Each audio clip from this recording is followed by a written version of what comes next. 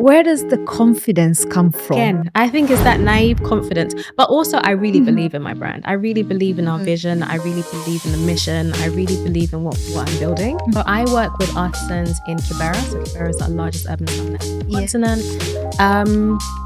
And we make all of our pieces there. We actually currently have our pieces in the National Portrait Gallery. How do you get into spaces like this?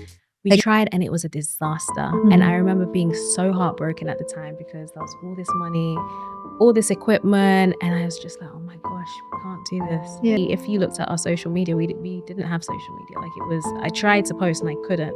And I think what we don't talk about, especially as like solo entrepreneurs or as small businesses, is how your personal life can affect your business. It didn't happen overnight. Being employed is hard, having a business is hard, being a good friend is hard, being a bad friend is hard. So I think just be intentional, do your research into the market, see what the opportunities are, figure out how you're going to be different. A friend of mine who had a bag company and Viola Davis was holding her bag and I was like, how did that happen? But I remember thinking, I need to do something different.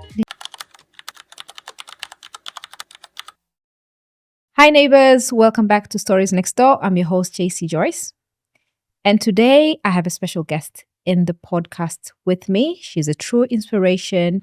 She has created jobs in Kenya through her brand, Umutoni Jewellery. She's the founder and CEO of this brand, which makes handmade gold-plated jewelry. Now, her pieces have dressed celebrities, such as Kendrick Sampson. She's been featured in Somerset House, V&A Museum. She's also graced the shelves of Jen Lewis. And she's also been on Forbes. Her brand has been on Forbes. Girl, you're killing it, okay?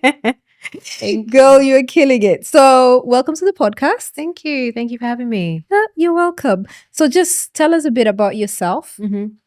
Where you're born, what's your background, and what inspired Umutoni Jewellery? Yeah, sure. So thank you for having me. My name is Umutoni. I am, founder of my eponymous namesake luxury jewelry brand where all of our pieces are handmade with love in Kenya.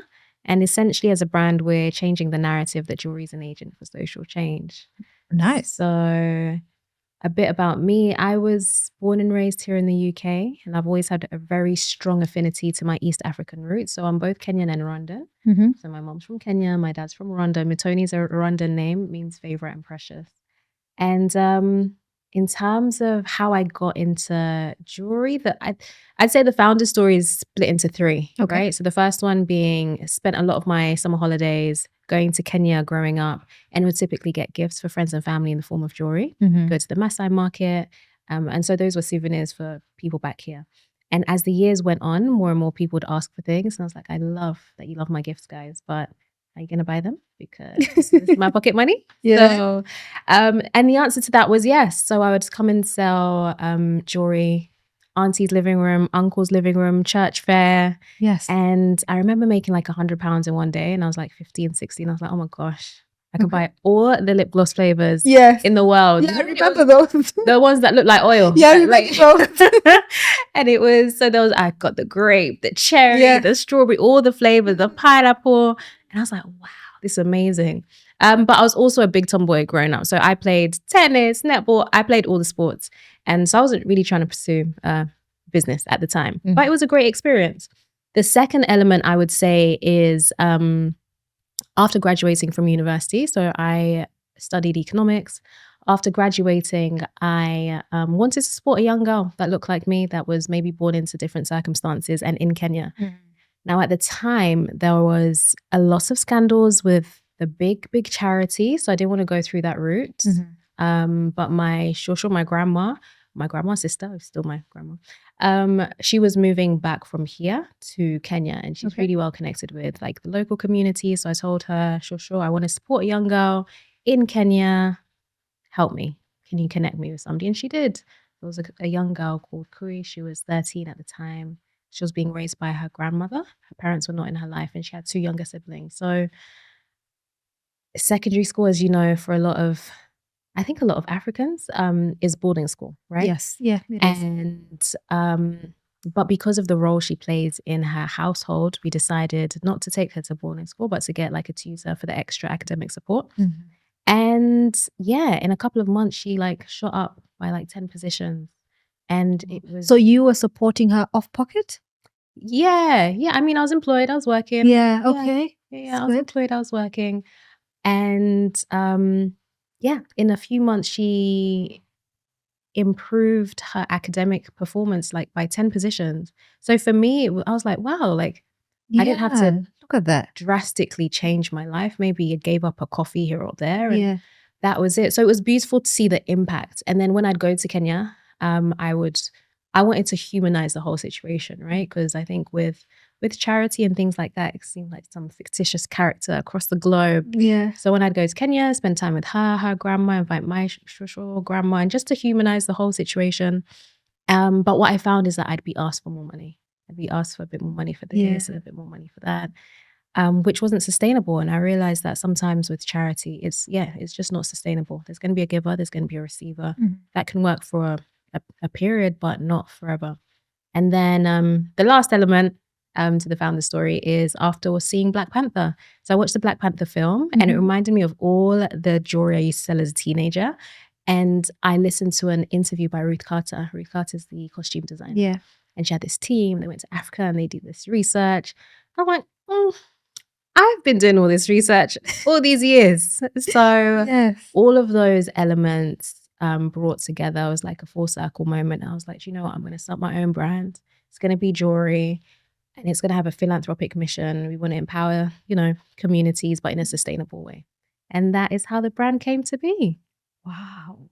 So do you have a manufacturing place in Kenya? And where in Kenya are you getting the jewelry from? Yeah, so I work with artisans in Kibera. So Kibera is the largest urban slum in the African continent.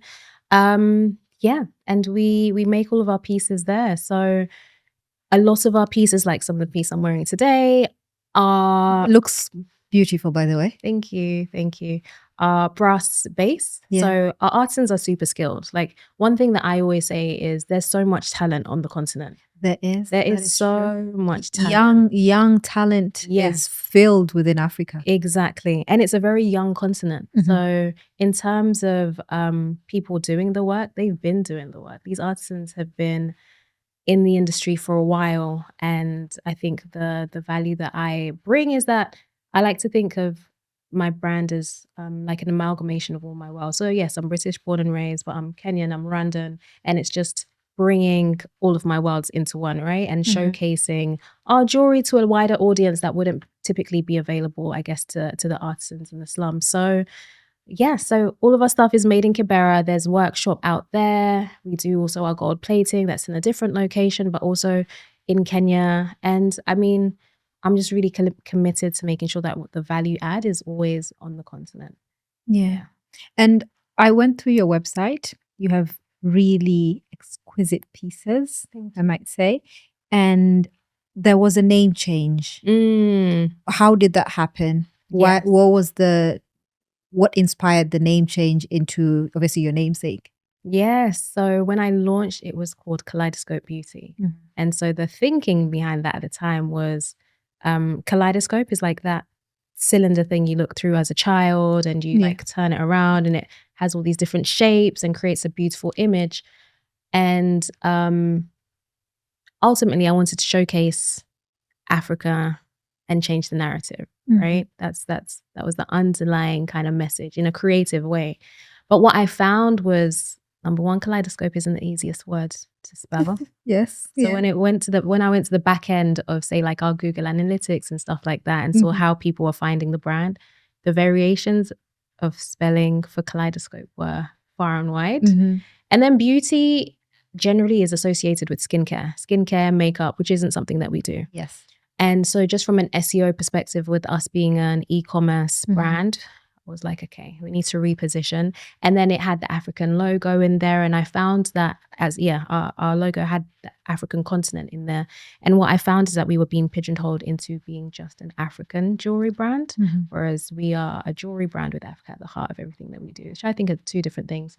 So yeah, it was time to rebrand and reposition. And I learned a lot through like some of the pop-ups we did, pricing, just I guess once you start something, you start to really take in the realities of growing a brand. And it took a while to be convinced to change it to my name. I was very against it for a while. I think I had like 5 people like, you need to change it to Umutoni. Like I went, It's a beautiful name. thank you. And it makes sense. Now I'm happy that we stuck to it. Umutoni means favorite and precious. It's a Rwandan name, as I mentioned. So we like to think that our jewelry are some of the most favorite and precious pieces that people are going to own. But yeah, it took some convincing because I'm like, no, it's not about me. And maybe I can choose another word and maybe I can, some Swahili word somewhere. Yeah. But actually in terms of SEO and placement and uniqueness, it's working out quite well. Yeah. So someone who's sitting at home right now listening to you and obviously listening to the amazing things that you've been able to do with your brand, it didn't happen overnight. No. There's a lot of challenges when starting your own brand, right? So what type of challenges did you have to encounter? And also starting a business, I feel like starting a business in the UK is straightforward compared to Africa, right? So was it a straightforward thing that you just had to do? How was it? Talk us through that. Yes, that is a great question. I feel like I started my business, how old was I? Maybe 26, 25, 26. When you start something so young, there's like a naive confidence. Like you just don't know the reality. You don't know what is going to be involved. You just have this idea and you're going to make it work. So a lot of I think there's a lot of that get up and go kind of energy that I think really brought us to where we are now. So the challenges initially were, okay, finding the artisans, fantastic. Making the samples, fantastic. Now to place an order, how do you do the quality control? How do you make sure if somebody can make you beautiful 5 samples of a necklace, a bracelet or something, but when it comes to a wider order, what I found initially is the quality was not consistent, right? And with me, and I remember at the very beginning that some of the artisans being like, no, you'll be fine, you'll be able to sell it. And I was like, no, that's not the point. Because we really want to make sure that we are excellent. Like our products are excellent. Yeah. I don't want people to be like, oh yeah, I shop for that African jewelry brand and they were subpar. So for me, I'm very intentional about how I want our pieces to be made and finished. So quality control was a very big challenge at the very beginning. And I think with me being here in the UK, yes, I go back to Kenya like 2, 3, sometimes 4 times a year. But yeah, the quality control, I'd say, was one of the biggest challenges. And then I guess the storytelling, the ins and outs, understanding what having a brand is, learning. Yeah, what makes you stand out. Because when you look at the jewelry industry, there's a lot. Jewelry businesses within the market. So what makes Umutoni different? First of all, the name itself, just make it stand out. But also, I've seen the jewelry that you produce, which is as you said, the craftsmanship is incredible. I did snoop on the website, so I watched videos of how it's made and everything. Yeah. So made with love, too. Yes, handmade with love. Talking about how it all began, right? How was everything funded? Did you have to go to investors, or was it off pocket for yourself that you started the business and then eventually had to go to investors just to grow the brand? Yeah, so I started off pocket. I was working full time. I put some money aside. I wouldn't even say I was too strategic with it. I went to Kenya, got the first samples, built the website. And I just try to be as resourceful as possible. So like nobody else has ever touched the website but myself. Not because that was the plan, but because I didn't have the funding for anything else. So you'll end up learning a lot. Once you have your own brand, you just learn by force because you have limited resources. As time's gone on, I have had some funding. I've got like a silent partner who invests. When we launched, so when we were Kaleidoscope Beauty, it was beaded and brass pieces. Okay. Right? And I think so it was Maasai? Kind of more on the Maasai side. Yeah. Like in terms of the aesthetic, it was more Maasai looking. And after having one of the benefits of having a small business is you can talk to your customers. You can literally, hi, I saw your order. You can get feedback straight away. Exactly. And just really build those relationships. So I would have conversations with customers and they're like, oh, I love your African jewelry brand. And I was like, what do you mean? That's not what we're trying to portray. What do you mean? Yeah. So what I learned is, we were being pigeonholed into the African jewelry brand. But actually, when I looked at it, I was working my 9 to 5 at the time. I was like, oh, actually, I don't wear my jewelry every day. I wear it on the weekends and maybe at an event. I don't wear it to the supermarket. I don't wear my pieces to work. So I saw an opportunity there and I was like, okay. So that was also part of the reason that we rebranded. I was like, okay, we need to be open to a wider audience. So one of the things was to get gold plating. I was like, okay, do you know what? When I go into the shops and look for jewelry pieces, this is the standard, and I want to be competitive. In this space. So there was only one other gold plating facility, but it was getting like in Kenya. And it was becoming like a bit more difficult to work with them. And so I had 2 options. Number one was to take like our raw brass pieces and get them plated outside of the country, like somewhere else. Number 2 was to build our own facility. So back to the naive confidence of not knowing what a journey is going to be like. I'm like, let's build our own. Which is good. It's good to dare. Yes. 100%. Like I don't regret it at all. And it was a beautiful, beautiful experience. So I did the research, found this company in Italy, got in touch with them, told them who I am, what I'm doing, what I'm trying to build. There you go. Yes. And they were like, this is, and I needed their advice because I was like, listen, we don't have a lot of money. This is the kind of jewelry that we're making. This is my vision. This is the dream. And so I bought the machinery. This was actually in the middle of the pandemic, right? Okay. So when the red list was announced, I remember being here in London. I was like, I don't want to be stuck in London. So I went to Kenya. So we imported the machinery into Kenya. And I was like, okay, where are we going to keep it? And then we bought a container. I was like, right, okay, now what? Cut out windows, put electricity, like put flooring. Oh my goodness, Everything. It was like a renovation project. It's not what you thought it would be. This is not my bag, but it was a great experience. And then it came to actually using the machine. So initially, we're like, we will be able to figure this out online, have a Zoom call or 2, because obviously we weren't able to travel freely at the time. Yes. We tried and it was a disaster. And I remember being so heartbroken at the time because there was all this money, all this equipment, and I was just like, oh my gosh, we can't do this. Yeah. So, and we were trying, and then I was like, okay, let's just stop. Let's stop wasting the chemicals, stop wasting the electricity, everything's set up. I went to Italy. I was like, I'm going to fly into your offices. I'm going to come in, you're going to teach me, and then I'm going to teach my team. I was like, that's the only way this is going to work. I'm just going to have to be super hands-on. And that's what happened. So I went to Italy. I went, saw their amazing offices. I met the team in person. I was trained. I went into the lab, which is really funny because I remember after my science GCSE saying to my mum, I'll never do this subject again. And I ate my own words. So, so that was it. So I was trained. I came back to London, dropped my stuff, unpacked, repacked, flew back to Nairobi. And this time the gold plating worked. And I was like, oh, good. Yay. That is great. The knowledge. Where does the confidence come from? Yeah, I think it's that naive confidence. But also I really believe in my brand. I really believe in our vision. I really believe in the mission. I really believe in what I'm building. And I feel like it's part of my personal purpose. I think that's the thing about a lot of entrepreneurs when it comes to their businesses. If you don't believe in it, well, I started a jewelry brand, Lion-Air Jewelry.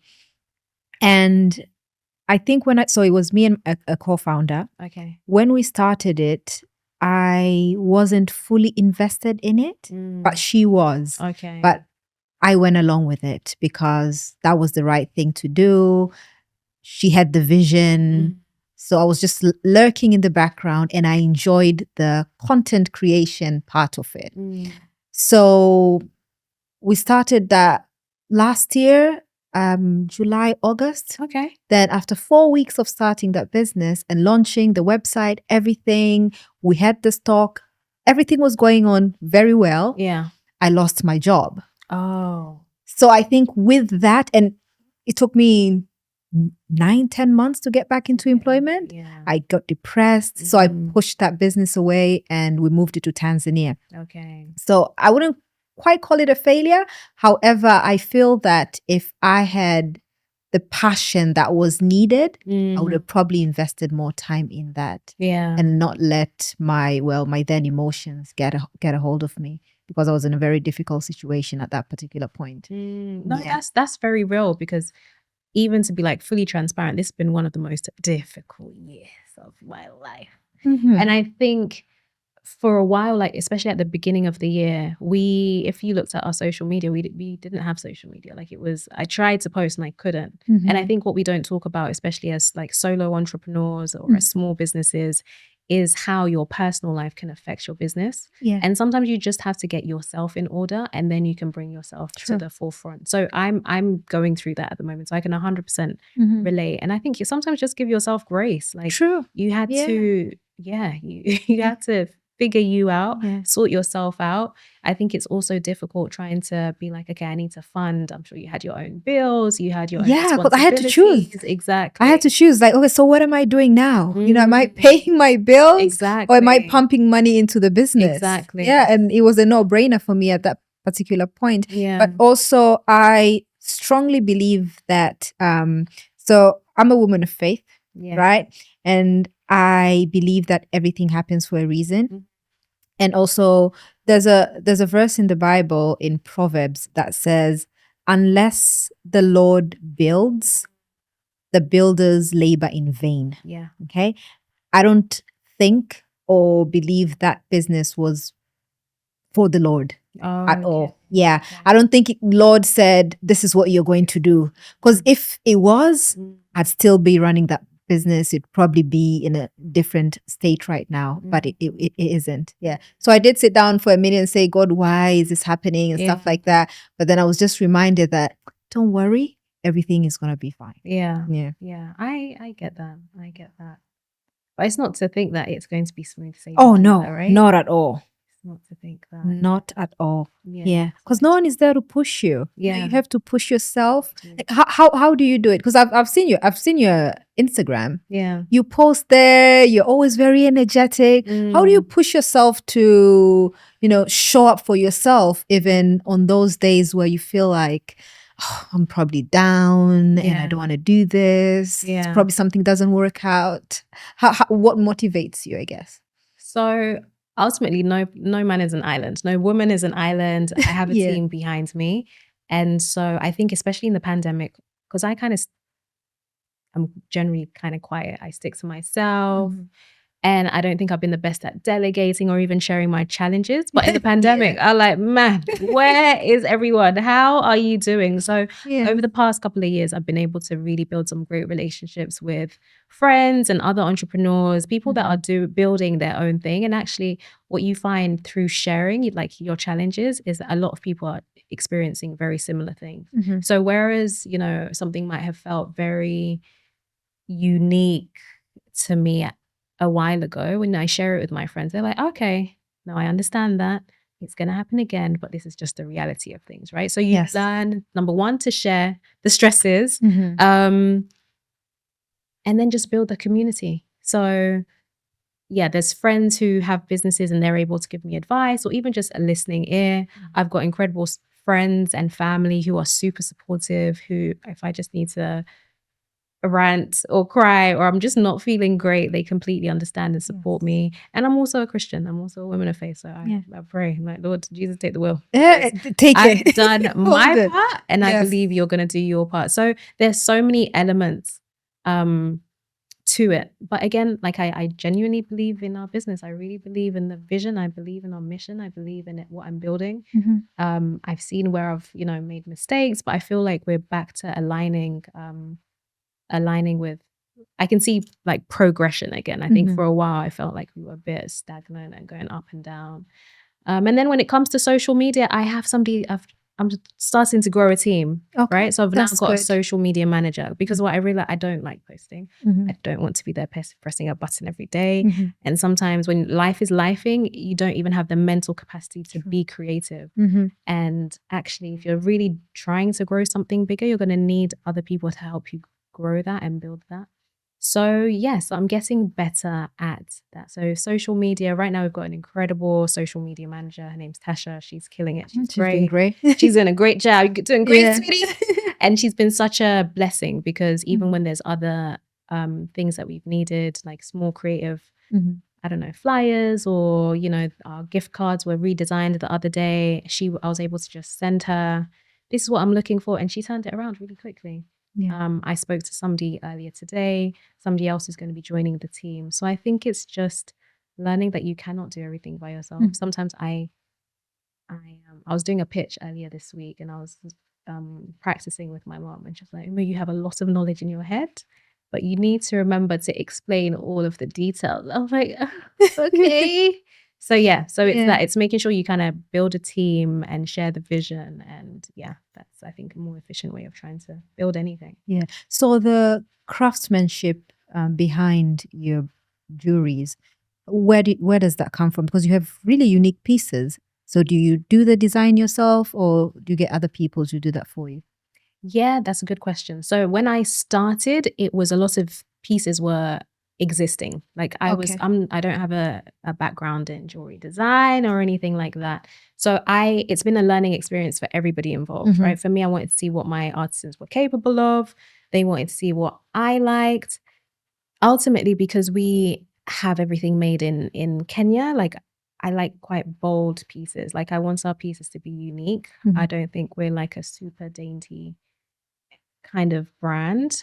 Things are unique. And yes, we have smaller pieces, larger pieces, more bold pieces. So it's a combination. It's a combination of things that are existing at the very beginning, things that were existing, and then we'd tweak them, modernize them in some way, shape, or form. And as time goes on, we just play around with design, see things. Some are, there's inspiration everywhere. Some are things that I've seen with other brands, and I'm like, okay, I like that, and let's like change this element, that element. So it's an ongoing process. There's lots of elements to it. Sometimes it's something very, like, say this bracelet here. This kind of design is quite common at the moment, but I wanted to add like a little ball at the end. I was like, I want it to be a bit more playful. One of my personal goals this year has been to be more childlike, and to bring fun and back into every aspect of life.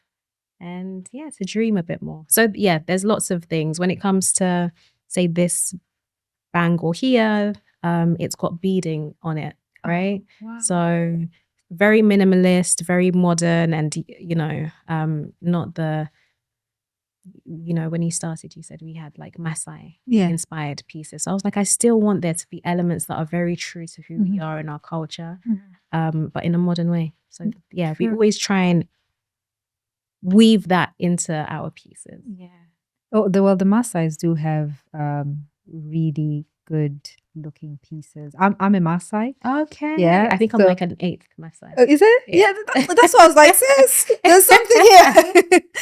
Okay. Have you thought of incorporating AI to make jewelry for you? Not to make jewelry, but the designs. Have you probably ever thought of that? Because now with AI, you could tell AI what you want, and it could probably spit an image out for you. Have you ever thought of that? Because I remember sitting with someone when we were starting the jewelry brand, and this is one of the things that he said, like, why don't you use AI to get designs? And I was like, I've never really thought about that. I've never thought about that. So that is something probably you could. Who owns the design? You could look into. So the thing with AI, I'd like to think that you would have the intellectual property of it, but I'm not quite sure. Probably it would be something to look into. To read the fine print. To look into. That's not something I've ever considered, to be honest. Yeah. Oh, well, we learn something new every day. That probably would be something to look into. I think having a network is very important. I always advocate for having a network. Yeah. The more you know people, the more you learn new things, the Mhm. more you introduce yourself to their mindset. So, they'll probably think of you if something does happen. So that is Exactly. very, very important. So what is the vision for Umutoni long run? Yeah. Are we seeing you at New York Fashion Week? Yeah. Like, what is the vision that you have for your brand? The vision I have for the brand is transformative luxury, like a transformative luxury Mhm. jewelry brand. So, what I mean by that is I see us going further into the luxury space, bringing maybe like fine jewelry, gold, silver, platinum, like pure materials as well. There's also an opportunity within within the fine jewelry space, within bespoke pieces, like continuous storytelling. Yeah, I'm open. I'm not gonna say we would never do, say, New York Fashion Week, or we never do. Yeah. We did like some London Fashion Week events last year. That was really good. It's just making sure that the fit Yes. makes sense, Mhm. right? Because on a runway, it can be hard to see the jewelry pieces, Yeah. right? Unless you have huge dramatic pieces, it can be really Yes, hard to like capture that. So yeah, just more growth, more impact, definitely more distribution. I want us to, the US market is a really big market for us, and it's not one that I've been super intentional about targeting.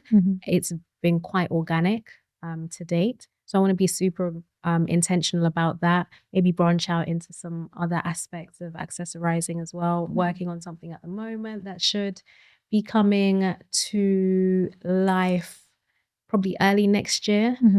So yeah, more growth, more impact, more design, and more storytelling. Yeah. More How many storytelling. countries do you ship to currently? Everywhere, worldwide. Okay. E-commerce. We Yeah. had orders, say, within the last week. What's the furthest you shipped? Australia. Wow, Yeah. that is far. Yeah, we did Australia. Yeah. That was, I think, even within the past week or two. Mhm. And it was somebody that placed an order in Japan for somebody in Australia. So on the back end, it had flagged it as like a high risk order. So I had to get in touch with the customer, like, hey, just following up, and it was a boyfriend buying some pieces for his girlfriend in Australia. It was very sweet. And do you get analytics of where they came about your brand, leading them to your website? Yeah, That data is there. That data is there. And sometimes I just ask. Sometimes if it's not like super transparent, because sometimes it would just say, direct to your store. And it's like, okay, how?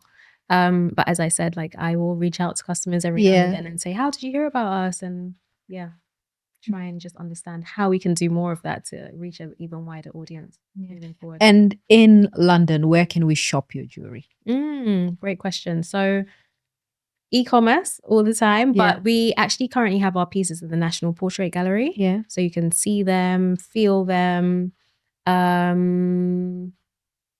Wow, like how do you get into spaces like this? Like someone listening at home, like that's the National Gallery. Yeah. Like, how do you even get into spaces like that? I know. So they found us actually around this time last year. I got an email and it said NPG and we've got an upcoming exhibition and we'd love to have your piece. At first I was like, Fantastic. This is a scam. This is a scam. And so I was like, oh, let's jump on a call. And yeah, it was very legitimate. The National Portrait Gallery has been such a beautiful space to work with because I think they've just been an amazing team. And one thing, so after our rebrand, after changing to Umutoni, we were then featured in the Sunday Times Style. Like maybe a year or so after. And what ended up happening is we had this pair of earrings that sold out in 2 days that had previously been moving very slow for like 8 months. And do you know why that happened? So yeah, it's because of the article. Wow. But what it showed me is that there was another market that we were not targeting. Yes. And so I was like, right, how do we find how do we find the Sunday Times style reader in real life? And so being in places like the National Portrait Gallery, like Somerset House, like the V&A and stuff has been really transformative for us because I'm like, okay, this is a different audience and they love the story, they resonate with certain aspects. So for us, I think the National Portrait Gallery found us through SEO, like I think with all that repositioning, rebranding, we put ourselves in a number of like directories. During the pandemic, I think we've been easier to find. And I believe God's favor. True. That that plays a really big part. Yeah, and they've just been a really, really good team because that exhibition was launched in February. I think they got in touch with us in December, so we had a very quick turnaround. But I'm a big believer sometimes of say yes and figure out the how later. So I was very honest with them. I was like, yep, we want to go ahead with this. These are the rates. So we agreed on terms and everything. But it was coming to Christmas. Obviously, Christmas, artisans go to their home villages and stuff like that. I flew to Kenya in January and then brought everything back and tried to get content and do the storytelling. Yeah, and it was super successful. So I think even at the end of that exhibition, we got some of the feedback and analytics, and they said we were one of the top, like, is it merchandisers? Yeah, basically all the products that they had alongside that exhibition, we were a top seller. And what that has meant is we are still in the National Portrait Gallery, and there's another exhibition that's just launched, and we're also there for that. And we're having good conversations moving forward. So I think a lot of it is positioning. So if you're an e-commerce, be mindful of your SEO, try and make it easy for people to find you. But when you do get these opportunities, like I hand deliver my pieces because I want to meet people. True. I want to build that relationship, have those conversations, because there's only so much you can do via email. There's only so much you can do via phone. I believe in like the human connection and building those relationships. I love how daring you are. Like you just put yourself out there. Yeah. And I think that so many people lack that because of either being scared or there's rooms that they're not inclusive rooms, so they're probably scared to speak out and stuff like that. But it comes to show if you dare enough to put yourself out there, no, you'd go places where you probably think about, oh my gosh, how did I even end there? Definitely. Yeah. Definitely. I'm a big believer of that. And I think also like because life is going to lie for everybody, right? Yes. And I'm a big believer that sometimes you have to do something physically that counteracts when life gets tough, it can feel like your world is closing in on you, right? And I'm a big believer that you have to physically do something to counteract that. Yeah. So say we're also in bel-air, the new Fresh Prince. Yeah.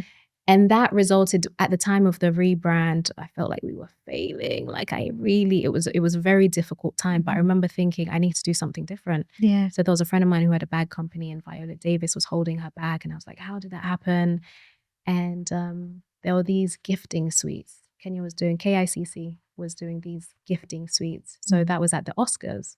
So I was like, okay, let me call them. And I think I had an auntie who was like, if you ever need anything, I was like, hi, auntie. Hi, auntie, it's me. Hi, it's me. And she gave me an introduction. The next event they were going to do was the Cannes Film Festival in France. So I introduced myself. I said, this is who I am. This is the brand I'm building. The next one was in France. Typically, you would have sent your pieces or your brand or whatever your products were and like a bit of a spiel. I was like, I'm going to come myself. Yes. And it was very funny because when I was in my 9 to 5, like one of my first big checks, I remember getting like over 10K in a month. And I went to one of my closest cousins was studying in Paris at the time. So I was like, girl, I'm coming to Paris. We did Disneyland. We went to Cannes and I stayed at this really fancy hotel. And what was really interesting is now that I felt like the Holy Spirit had been telling me you need to build your brand. I couldn't afford the hotel that I was in before. Like I couldn't. And I was like, Lord, I thought you said follow my dream. Like, what happened? So I was, what's happening here? Honestly. And I think because it was on season, Cannes obviously. It does get expensive. It gets expensive. So I got an Airbnb for a week. I remember it was a lot of the money in the account that we had. And I remember getting there and being like, ooh, okay. I mean, it was fine. It had a bathroom, it had a shower, but it wasn't fancy. It wasn't luxurious at all. It was very basic. Yeah. I was like, that just means I'm going to be outside. That just means I need to be making those relationships and having those conversations. So all of that to say that, yes, I ended up going to Cannes. I was like, I'm going to sell my brand. I'm going to have the conversations myself. And the team were also super supportive. So they were members of KICC, and obviously some of them had meetings. And what I found again in the afternoons was we were at a really good hotel, so the Marriott. And that's where a lot of the A-list celebrities were either staying or getting ready before their events in the evening. So 2 p.m., between like 12 and 3 p.m. was like key time. You'd see big celebs, right? So again, I think the Holy Spirit, I'd go like, okay, let me go get a coffee. And I'd always bump into someone, or let me go get a croissant. I'd always bump into, whether it was a stylist, and that led to us getting Kendrick Sampson. And I just was building these relationships with people, and people in the US are also very forthcoming. They are. That's true. It'll give you their number. I thought I'd be getting Instagram. They're like, oh no, this is my number, this is my email. Call me, message me, let's stay in touch. I was like, oh, okay.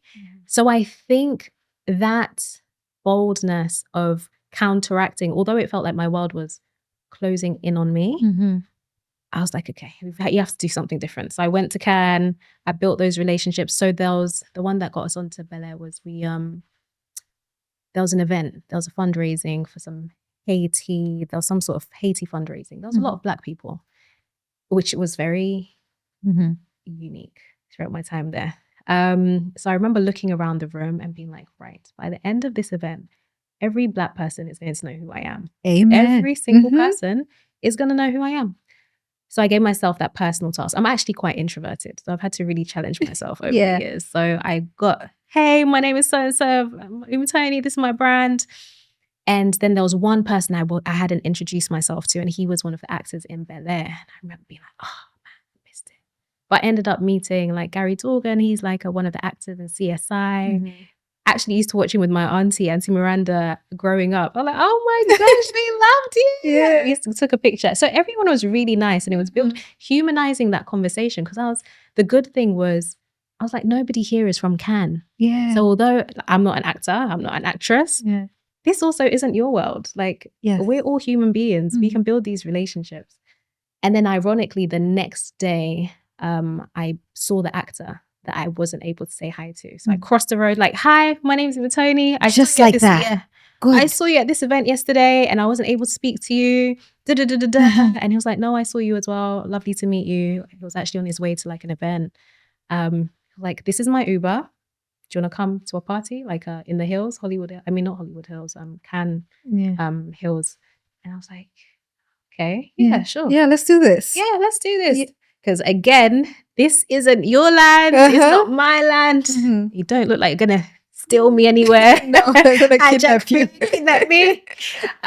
So we went to this event. Again, was just talking to people, ended up exchanging details. And I think later on, I was like, by the way, do you think I could like get my stuff on the show?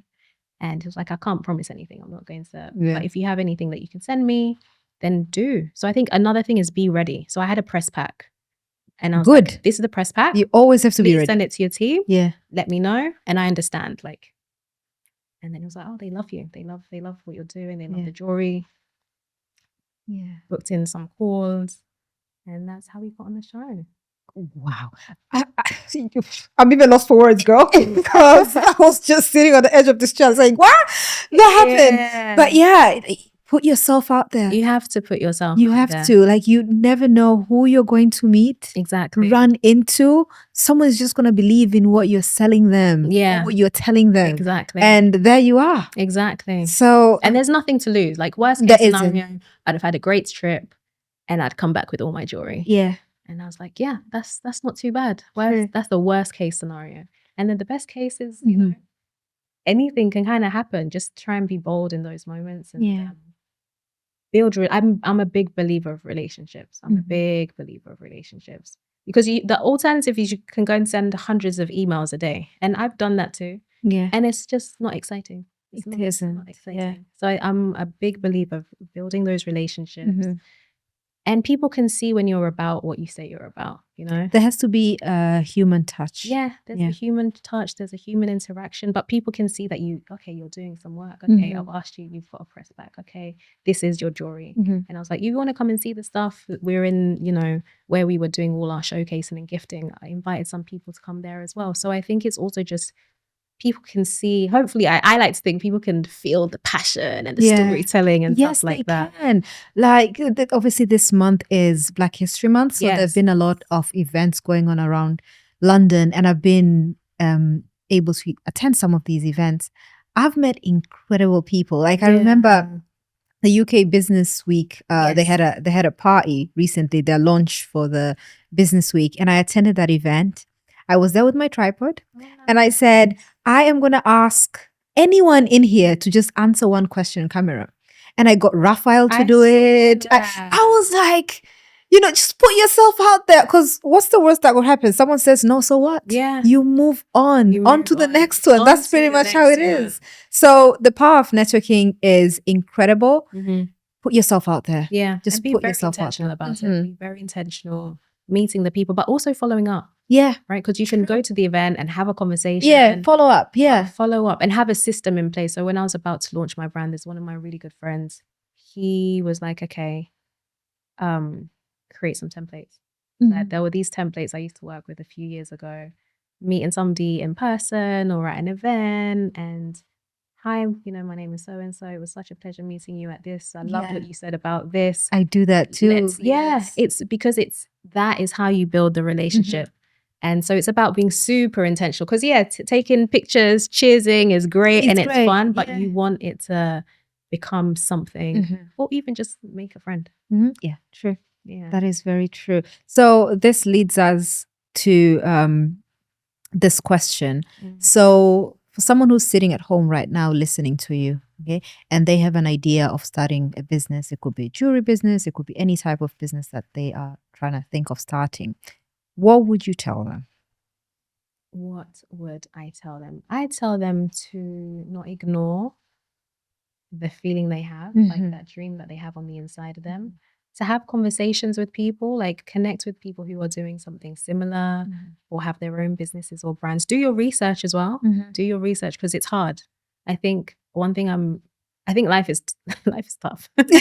Life is lifing. Life is lifing, but you have to pick your hard, right? So being employed is hard, having a business is hard, being a good friend is hard, being a bad friend is hard. So I think just be intentional, do your research into the market, see what the opportunities are, figure out how you're going to be different, and start small. Start small. I'm a big like there's that quote by Arthur Ashe, and it says, start where you are, use what you have, do what you can. I think sometimes we think you have to have a lot of money and a lot of resources. Yeah. And don't be scared to ask for help. I think for me, it's something I'm learning a bit later. But don't be scared to ask for help. You'll be surprised at the amount of people that are willing to help, and by them helping you is also helping them. I think sometimes I had a bit of a guilt, like, oh, maybe I can't pay this person, I can't pay that person, but they're happy to work with your brand. They're gaining experience. They're building their own portfolios. So even when it comes to networking, I think we always think, oh, let me network with the people at the top, but also network laterally, like with the people horizontally. Yeah, like with the people who are in a similar situation to you, because the idea is that you'll all be growing together. So start small. Don't ignore the feeling. You might try to and it will come back. Try and build a network, like talk to people, share the idea, whatever, if it's a product, test it out with your friends, with your family, get feedback and go from there. Yeah. I always say that if God puts something inside you, it's always going to disturb you. Like it's always just going to irritate you. Like there's something that I'm supposed to be doing at the back of your head. Like it's always there. So just go for it. Yeah. Just do it. Don't be scared. As you said, put yourself out there. Definitely. Network. And all that good stuff. So we've come to the end of the podcast. Oh, thank you. I have had a lovely conversation with you. Honestly, I have learned a lot from your resilience to the networking aspect of it. I had no idea that you ship all over the world, so that's also something new for me. And it's a very motivational story for someone who has failed within the jewelry business. So, believing that it is something that is possible. It could be done. Okay. especially, someone being from Kenya. So yeah, so it could actually be done. Yeah. So thank you so much for sharing that with us and with our listeners. Yeah. I really appreciate it. Is there anything that you would want to say before we end the podcast? I think even on that note of what you said, like, I think the term failure is such it's a hard thing to confront. Mm-hmm. It's a hard topic to confront. And I think there's learning in it all. Like, yes, I've failed multiple times in my own business, Mm-hmm. right? And I've just had to reposition and reassess and reprogram. So I think even the relationship with failure, it's inevitable in some way, shape, or form in every aspect of life. But you haven't failed. Like, you're still here. You're here growing. There's so much that you've learned. There's so many things that you have picked up that you wouldn't have been able to had you not gone through some of those experiences. Definitely. You've rebuilt. You've got your podcast. You're back in work. Are you still? Yeah. You're back in work.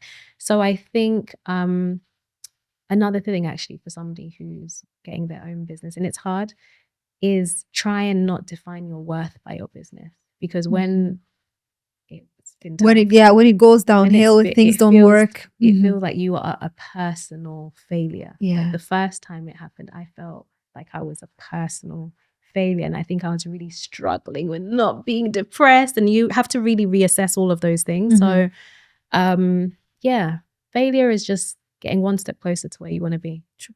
Yeah. That is very true. Yeah. Thank you so much, Umutoni. Where can we find the brand on social media? What are the social media handles? Yes, the social media handles are at Umutoni Official. So UMUTONI Official on Instagram, on TikTok, on Pinterest, on X.